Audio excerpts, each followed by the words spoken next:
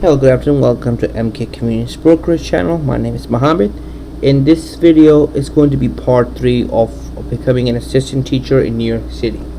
So what I'm going to go over some of your responsibilities as an assistant teacher.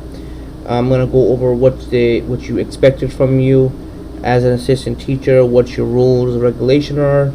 So basically, I'm going to go over everything I've done. This is the part 3. If you can't follow what I'm saying, just go to part 1 and 2.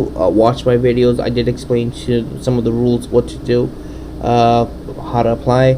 So for recap purposes, for those people that didn't watch the first and second part of the video, if in order to be a substitute paraprofessional or assistant teacher, one or the other, that's the same title. Basically, you need to get nominated by a school principal. Even before nomination, you need at least a high school diploma to show proof that you are nomination material. So once you get nominated, the principal will enter information about you, that you are interested in becoming a paraprofessional or assistant teacher. Once you do that, they will email you links. You just follow the links. Basically, procedures.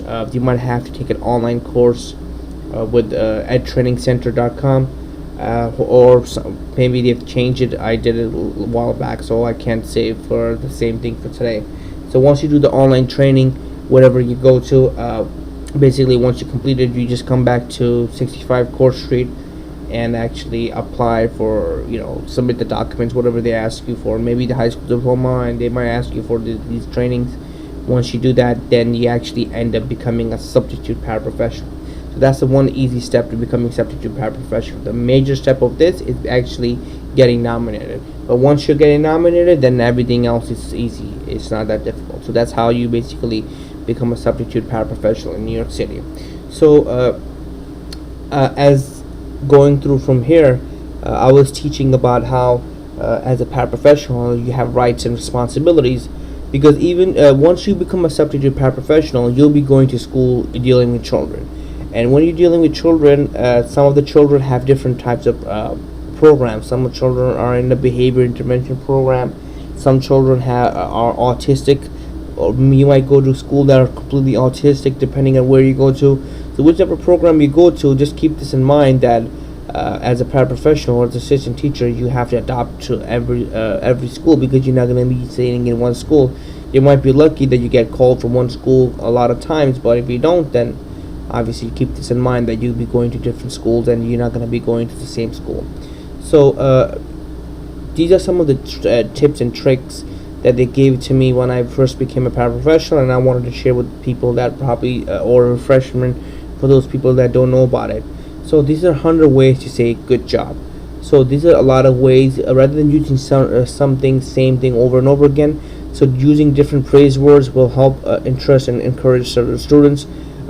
So for example, you got it made, super, that's right, that's good, you're very good at it, good work, exactly right. These are some of the ways to say good job, and you can always use them obviously when you as a paraprofessional, because if you see one of your students struggling and they do good, giving them a praise can help boost their confidence and actually pay more attention in the future. These are resources in general education, concept for teaching assistant. Knowledge, obviously, knowledge question asked to recognize, recall, and state basic terms. Name the author of the book. Example of question. These are some of the tricks they give you as a paraprofessional to survive as when you're in the classroom.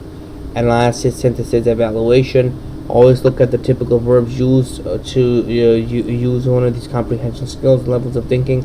And obviously, these are questions that they give you examples of what you could do to actually get the students more engaged. End of school year. Well, there's always as a paraprofessional, you will be in the school for the entire year, exception for the summer. Depending on if you get obviously hired, then it's a different story. So this reflection will tell you what you learned from the experience. Obviously, what strategies you learned. Obviously, if you have a journal. And if school starts, you're keeping track of your students. You return the materials if you're using from teachers, especially if you're leaving.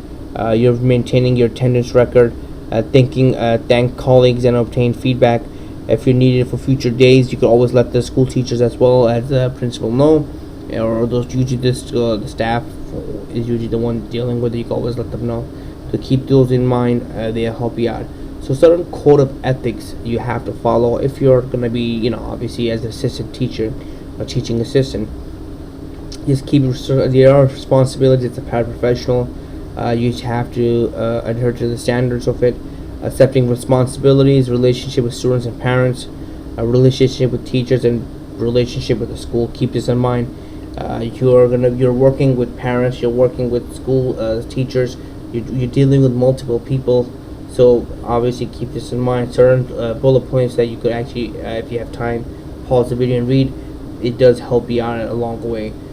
For example, I'm going to read one bullet point of each. For example, with accepting responsibilities, recognize that the teacher has the ultimate responsibility for the instruction and management and follow the direction prescribed by him or her. Responsibility relationship with students and parents. Discuss a child's progress, limitation, and their educational program only with the supervising teacher in the appropriate setting. Again, relationship with the teacher. Recognize the teacher as a supervisor and team leader.